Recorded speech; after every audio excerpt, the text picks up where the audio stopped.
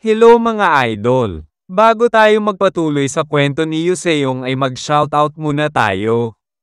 Shoutout po sa iyo Idol Nilo Ostobo, shoutout po sa iyo Idol J.A. Brada, shoutout po sa iyo Idol Jason Del Lova at kay Miss Jennifer Besana Yobet ng Rojas City Capiz, shoutout po sa iyo Idol Ruben Labanon, shoutout po sa iyo Idol IGK Pastrano. Shoutout po sa iyo Idol Harold pati na rin sa kasama mo sa Word na si Japet de la Cruz at Art Uro Raymondo ng Hagunoy, Bulacan. Shoutout po sa iyo Idol Irenea Vilo ng Negros Oriental. Shoutout po sa iyo Idol Ezekiel Sanchez. Shoutout po sa iyo Idol Austin Kadungog. Shoutout po sa iyo Idol Rems Pag-ala. Shoutout po sa iyo Idol Santino Dayaw. Shoutout po sa iyo Idol Joshua Arcos. Shoutout po sa iyo Idol Enthusiastic Tukan pati na rin sa nabembang mo. Shoutout po sa iyo Idol Richard Paso Lohan pati kay Eddie Fernandez at sa asawa at anak niya na nasa Sepocot Camsur. Shoutout po sa iyo Idol Guapo Buyok Kupol nga lang pati sa crush mo. At shoutout po sa iyo Idol Aurelia Mangila pati sa asawa mo na si Che Guevara Masipag.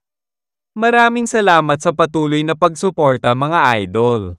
Sa pagpapatuloy, naalala ni Jung Myung ang araw nung inabot ni Chorang Yung ang isang libro sa kanya. Sinabi ni Chorang Yung nabasahin ito ni Jung Myung, nakatambak lang naman ito sa storage. Nagulat naman si Jung Myung sa ginagawa ni Chorang Yung. Sinabi ni Chorang Yung na ito ay dapat makatulong na gawing mga lakas ang mga kahinaan ng kanyang diskarte. Sinabi ni Chorang Yung na siya at si Jung Myung ang hinaharap ng Mount Wasek. Sa isip-isip ni Jung Myung na nagkakamali si Chorang Yung, hindi siya naniniwala na isa siya sa magiging hinaharap ng Mount Wasek. Ang taong ito ay si Chorang Yung. Si Chorang Yung lamang ang nag-iisa na magiging hinaharap ng Mount Hua. Humihingi din siya ng pasensya kay Master Honjin sapagkat sinabi nito na siya ang mag-guide kay Chorang Yung ngunit hindi pa siya sapat para gawin yon. Para sa kanyang mga mata ay masyado ng perpekto si Chorang Yung. Sa tingin niya na ang taong makakatulong pa kay Chorang Yung para mas lalo pang umunlad, ay hindi siya. Tanggap na niya na ibang tao ang makakagawa noon, at ito ay si Yuseong Dan. Nakikita na niya ang mas maganda hinaharap na nararapat kay Chorang Yung. Alam niya na magiging mas malakas pa si Chorang Yung sa mga darating pang mga taon.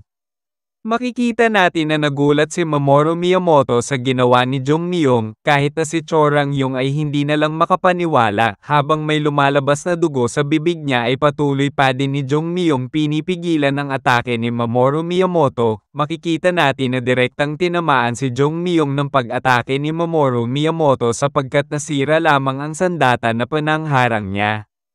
Makikita natin si Jung Myung na nanghihina na at malapit nang bumagsak, samantalang si Kupol na Taegijong ay pinagmamasdan lang ang nangyayari sa malayo. Hindi na lang siya makapaniwala na ang mga disipulo ng Mount Wasek ay natalo. Ang mga disipulo na ito ang nasa tuktok sa lahat ng sekta sa Junguan. Natalo lamang sila nang hindi man lang nakakabigay ng kahit na isang atake sa kalaban. Hindi na lang siya makapaniwala sa mga nangyayari ngayon. Kahit buhay pa ang mga ito, wala na silang kakayahan pa na lumaban. Malamang ilalagay ng mga ito ang kanilang buhay sa linya dahil mas pinahahalagahan nila ang karangalan. Ngunit siya ay gusto niya pa mabuhay. Kailangan niya makatakas sa lugar na ito. Ngunit pag ginawa niya iyon ay magiging kahihiyan siya sa bansang Junguan. Ang mga mandirigma na iabandona niya ay ang mga taga Mount Hua at Shaolin, at saka hindi niya kayang makatakas sa kamay ng halimaw na ito. Wala pa siyang pwedeng gawin hanggang sa nakikita pa siya nito. Kapag gumalaw siya ay agaran itong pupunta sa kanya para kitilin ang buhay niya. Naiinis na lang si Kupol na Taegijong at hindi niya alam ang gagawin. Samantalang makikita natin ang isang bagay sa taas na papalapit kay Mamoru Miyamoto. Kaya nagtataka na lang si Mamoru Miyamoto kung ano ito. Napagtanto ni Mamoru Miyamoto na isa itong arrow, isa itong makapangyarihan na atake at nilulunod ang mga tunog sa malapit.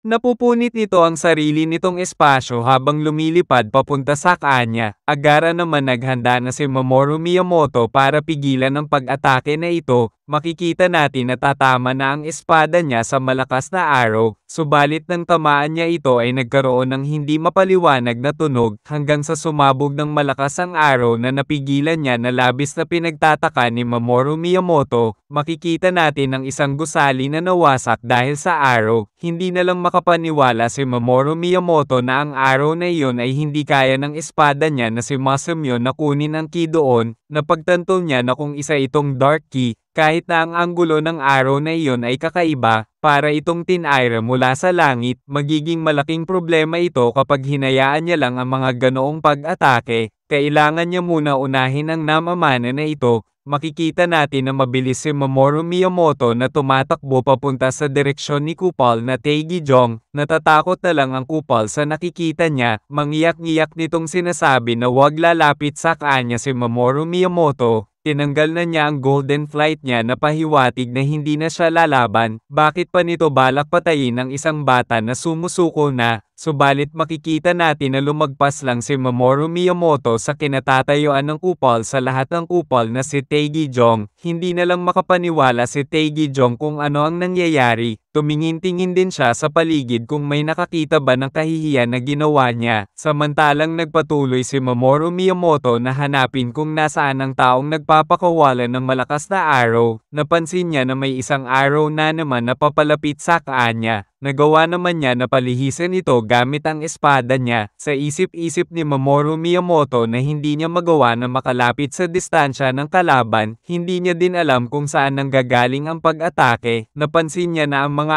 arrow ay nanggagaling sa kabundukan ngunit napakalayo naman ito. Hindi dapat posible para sa isang tao na tumira ng mga nakamamatay na arrow mula sa distansyang iyon. Kung titignan siya nito ay isa lamang siya maliit na tuldok dahil sa sobrang layo ng bundok subalit nagagawa pa rin siya na maatik nito ng perpekto. Napaka-imposible sa isang tao na gawin yon. Nagulat si Mamoru Miyamoto nang mapansin ito, napagtanto niya na isa talaga itong dark key. Napapaisip na lang siya na kung posible bang hindi talaga tao ang umaatake sa kanya kanina pa. Makikita natin si Pyongwide na puno ng dark key sa katawan. Napagtanto ni Mamoru Miyamoto na kung hindi niya man kayang mapuntahan ang kalaban, ay susuko na lang siya na pabagsakin ng mga ito at gagawa na lang siya ng ibang mga gawain para sa digmaan na ito. Ang layunin niya naman talaga ay ang guluhin at pigilan ang mga mandirigma ng Miriam dito sa lugar na ito. Subalit makikita natin si Jium Namgung na naghahanda ng isang atake at ginamit nito ang Cloudless Heaven Sword 5th Technique, Cloudless Heaven Press kung saan ay makikita natin ang malakas na pag-atake nito.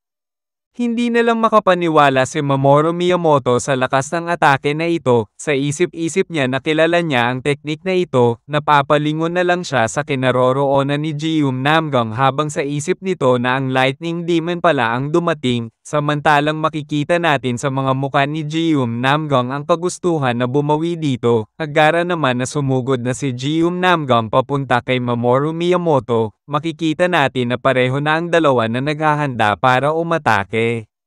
Sa kabilang banda habang naglalaban si Mamoru Miyamoto at Jium Namgung ay makikita natin na nilalapitan na ni Gukon ang dalawang taga Mount Wasek. Tinanong ni Gukon si Chorang Yung kung okay lang ba ito. Ayon naman kay Chorang Yung na hindi niya mag-alaw ang kanyang katawan. Sinabi naman ni Gukon na masyado ni Chorang Yung nagamit ang lahat ng kinito. Pahabol pa ni Gukon na ang teknik na ginamit ni Chorang Yung ay ang maalamat na makapangyarihang teknik na kayang hatiin ang isang bundok sa dalawa. Iyon ang tunay na kapangyarihan ng Transcendence. Kung ganoon ang kaso, talagang kahanga-hanga si Chorang Yung. Napatahimik lang si Chorang Yung nang marinig ito. Sinabi pa ni Gukon na ang paggamit ng ganoong kalaking kapangyarihan sa murang edad ay haantong dito na mawala ang lahat ng kanyang ki o kahit na sirain ang sarili nitong katawan kaya kailangan na mag-iingat ito. Samantalang napalingon lang si Chorang Yung kay Jong Myung at tinanong niya si Gukon kung kamusta naman ang kalagayan ni Jong Myung. Napatahimik saglit si Gukon sa tanong ni Chorang Yung at sinabi nito na nagawa ni Jong Myung na mapigilan ang espada ni Mamoru Miyamoto na makaabot kay Chorang Yung gamit ang buong katawan nito.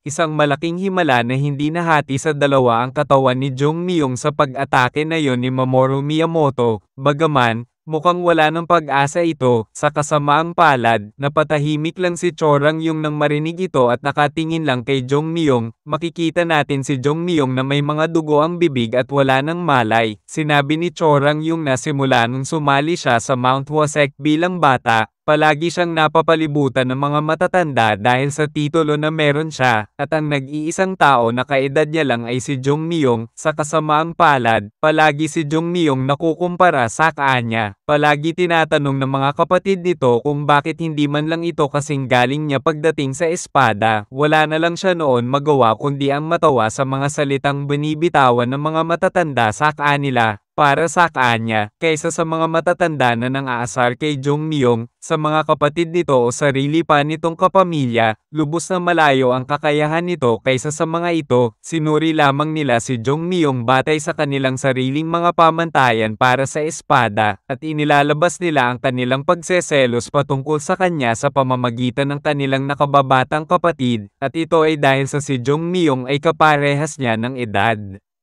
Nang umabot na siya sa punto na wala ng ano pang kakayahan na masabi patungkol sa kanya ang mga ito, nilapitan niya si Jong Myung, tinulungan niya ito na ipaalam dito kung saan talaga siya magaling. Sinabihan niya din si Jong Myung na hindi na niya hahayaan na apak-apakan lang ng mga mabababang klase ng tao ang Mount Wasek, at niyaya niya rin ito na sumali sa kanya, dahil naisip ko sa aking sarili na ang kaibigang ito ay may kung ano ang kinakailangan. Makikita natin ang kaawa-awang hitsura ni Jong Myung. Napapatawag na lang si Chorang Yung na kaibigan dito habang pinagmamasdan niya ito. Habang nakatingin sa kalangitan ay sinasabi niya na tunay na kaibigan niya nga si Jong Myung. Habang nakapikit ay bumubuhos ang luha nito. Bay ng pagbuhos ng ulan, sinasabi ni Chorang Yung na si Jong Myung lang ang nag-iisa niyang kaibigan. Samantalang napapatahimik lang si Gokwon habang pinagmamasdan ang dalawa. Sinabi ni Gokwon na maikling oras niya palang nakikilala si Jong Myung ngunit nakita niyang mabuting tao talaga ito. Nakakalungkot na nangyari ito sa kanya.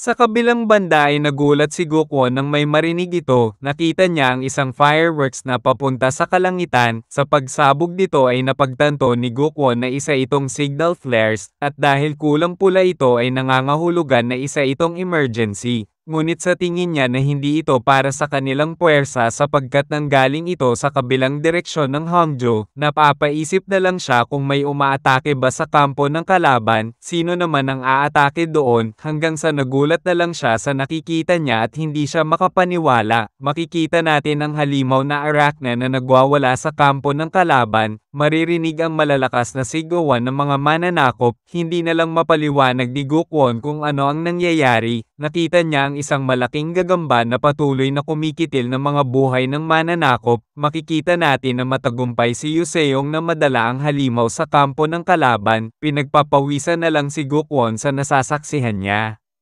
Sa kabilang banda, 2 oras ng mas maaga sa tarangkahan ng Timog Hangzhou, sinabi ng isang nagbabantay na narinig niya na ang silangang pader ay magulo, ngunit medyo tahimik sa tarangkahan sa Timog. Sinabi naman ng isa na wala masyadong casualties na natamo sila, salamat sa mga taga-Meriam Alliance. Sinabi naman ng isa na ngayon ay napagtanto na niya ang mga sabi-sabi ng mga tao noong nakita niya mismo kung paano makipaglaban ng mga taga-Meriam Alliance. Tinanong naman ng isa kung umalis ba ng palasyo ang lahat ng Meriam Alliance. Ayon naman sa isa na kung nag-aalala ba ito sa paglabas ng mga ito sa palasyo. Sinabi naman ng isa na nag-aalala siya sapagkat malaking problema ito kapag umatake ang mananakop sa kanila. Ayon naman sa isa na wag na ito mag-alala sapagkat ang rason kaya lumabas ang mga ito ng palasyo ay para labanan ang mga mananakop. Sinang-ayon na naman ito ng isa pa at sa tingin niya na nakikipaglaban pa ang mga ito.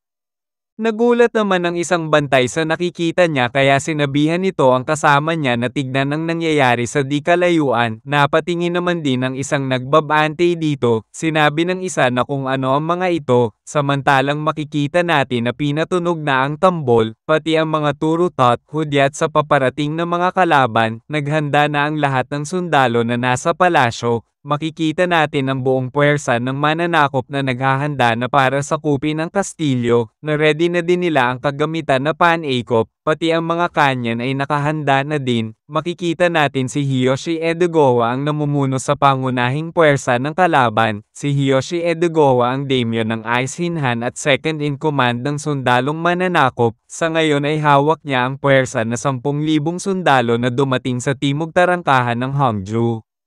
Sa silangan bahagi ng Hongju, sa kampo ng mga sundalo na isa sa mga pangunahing mananakop, sinabi ng namumuno dito na ang gusto ng mga taga-Junguan ay magkaroon ng laban apoy sa apoy, kaya gagamitin nila ang kanilang sariling mga armas laban sa mga ito. Ngayon na din ang araw na mapapasaka nila na ang Hongju. Nagsigawan naman ang lahat ng mananakop sa tugon ng namumuno dito. Sa kabilang banda ay tinanong ni Sona kung sigurado bang darating ang grupo nila Yuseong dito. Pahabol pa nito na wala din saysay kung dumating man ang mga ito dito kung makaalis na ang kalaban dito. Ayon naman kay Demonggi na sigurado siyang darating ang grupo ni Yuseong. Kapag nagawa nila mailigtas ang mga bihag ay magkakaroon ng saysay ang pagpunta nila dito. Bigla naman tinanong ni Sona kung bakit nakasuot ng kapote ang dalawa. Nakangiti naman na sinabi ni Demonggi na uulan ngayong araw, maganda nang magsuot ng kapote sa maulan na araw. Nadidismaya naman na sinabi ni Sona na kung paano naman uulan ngayon, sino naman nagsabi nito, ang ibig niyang sabihin na masyado naman advance mag-isip ang mga ito at kung kailangan ba talaga na magsuot na ng kapote. Nakangiti na sinabi ni Demonggi na sinabi ni Yuseong sa kanila na magkakaroon ng malakasang pag-ulan ngayong araw. Hindi na lang makapaniwala si Sona sa mga narinig niya. Sa isip-isip nito na siguradong tatalon si Demonggi sa tulay kung sabihin ito ni Yuseong sa kanya. Isa itong malaking utu-uto na nagpapaniwala lang basta-basta. Subalit di niya pa natatapos ang iniisip niya ay biglang may pumatak na ulan, hindi na lang siya makapaniwala na talagang ang umuulan, bigla naman siya napatingin sa di kalayuan, nagulantang na lang si Sona nang makita ang nangyayari, natutuwa naman na sinabi ni Bongde Alan na mas okay na ang late kaysa sa hindi dumating, makikita natin ang pag-atake ng isang bagay sa harap ng grupo ng mananakop na naglalakbay papasugod sa Hongju, hindi na lang makapaniwala ang namumuno dito sa nakikita niya, makikita natin na nakatingin ang halimaw na Arachna sa namumuno sa mga mananakop, naglalaway ito sa sobrang gutom, napapatanong na lang ang namumuno dito kung anong halimaw ito.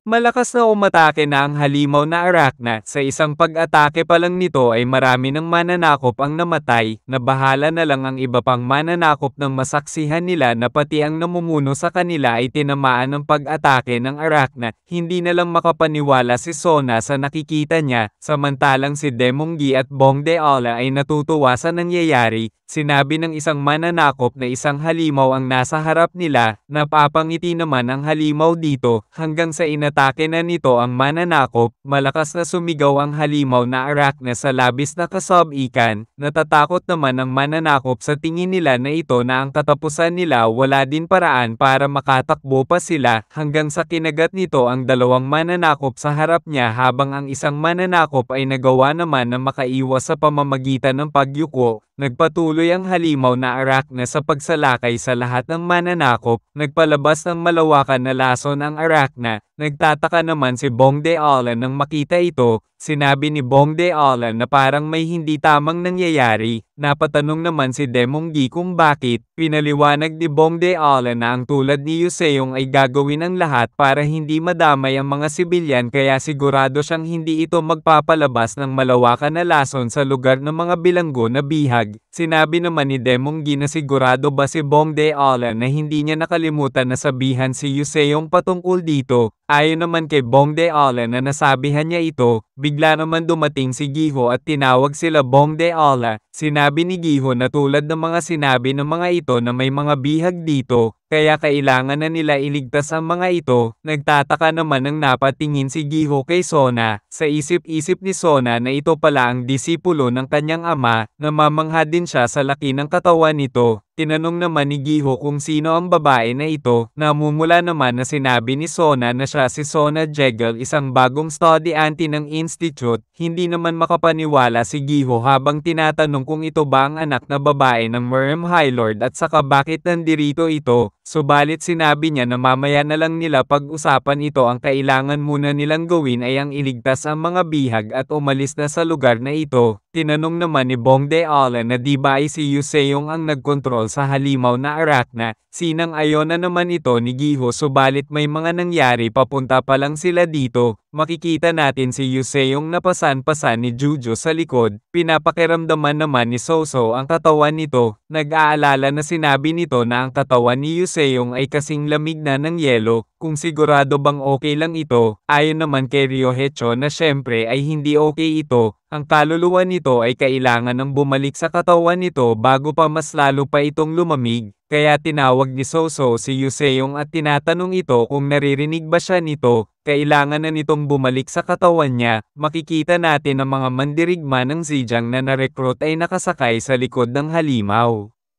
Gumamit naman ng telepathy si Yuseong habang nasa loob ang kaluluwa nito sa halimaw at sinabi niyang maghiwa-hiwalay na sila, siguro naman ay naiintindihan na ng mga ito ang plano nila, may dalawang malakihang puwersa ang nakapalibot sa Hangzhou ngayon, kung tama ang sinabi ni Bong De-ala ay aatake na ang mga ito direkta sa Hangzhou anumang oras, ang gagawin niya ay bibitawan niya ang halimaw na ito sa kampo ng isa sa pangunahing puwersa ng mananakop. Sinabihan din ni Yuseong ang elder na dala nito ang lahat ng mandirigma ng Zhejiang at atakihin ang iba pang puwersa ng kalaban, sinabihan niya din si Giho na kailangan nito na sumama sa halimaw at iligtas ang mga bihag, kapag pinakawalan na niya ang halimaw na ito ay siguradong magwawala ito at papatayin ang lahat ng makikita nito, sa lugar na iyon ay nandoon si Bong De-ala at ang iba pa. Kailangan ni Giho na mag-regroup sa mga ito at iligtas ang mga bihag, nakangiti naman na sinabi ni Giho na siya na ang bahala doon, nag-umpisa ng kumilos ang lahat ng mandirigma ng Zhejiang, nag-aalala naman na sinabi ni Ryoheicho na kailangan na ni Yuseong na bumalik sa katawan nito, ayon naman kay Yuseong na hindi pa siya dapat bumalik sa katawan niya sapagkat nasa kalagitnaan pa lang sila at saka maraming mga inosente na nandirito na pwede madamay kapag nagwala na ang halimaw. Kaya niyang dala ng halimaw na ito sa mismong kampo ng kalaban, subalit patuloy pa din sa pag-aalala si Ryoheicho habang tinatawag ang pangalan ni Yuseong. Napapansin naman ito ni Soso, sa isip-isip niya na bakit masyadong nag-aalala ang babae na ito kay Yuseong. Wala pa naman siya alam sa teknik na ginagawa ngayon ni Yuseong, naiinis na lang siya sa nangyayari, nagpatuloy na sinisigaw ni Ryoheicho ang pangalan ni Yuseong, hanggang sa sumabog na si Soso at sinabi nito na kung ano man ang pinaplano ni Yuseong ay bilasan na nito, nagulat naman si Ryoheicho nang makita ito, naiinis na sinabi ni Soso na tigilan na ni Yuseong ang pagpapaalala sa iba, sa isip-isip ni Yuseong na bakit nagagalit si Soso, sa tingin niya ay nag-aalala lang siguro ito sapagkat ito ang unang beses na ginamit niya ang teknik na ito, makikita natin na patuloy pa din na nakahiga ang katawan ni Yuseong sa likod ni Jujo, ginamit ni Yuseong ang Dolmine technique, at bumukas na ang mata ng isang katauhan ni Yuseong, sa isip-isip ni Yuseong na gagamitin niya ang Art of Flame sa sarili niyang katawan ngayon, nagiging posible lang ito salamat sa Dolmine technique. Kaya niyang gamitin pareho ang Art of Flame at Art of Frost ng sabay. Ito ang mga pagkakataon na ang kakayahan ng dull-minded sage ay nagnainingning. Napalingon naman si Ryoheicho kay Soso. Sinabi ni Soso na ang temperatura ni Yuseong ay tumataas at umiinit na ang katawan nito. Hindi na lang makapaniwala si Ryoheicho kung bakit at paano ito nangyari.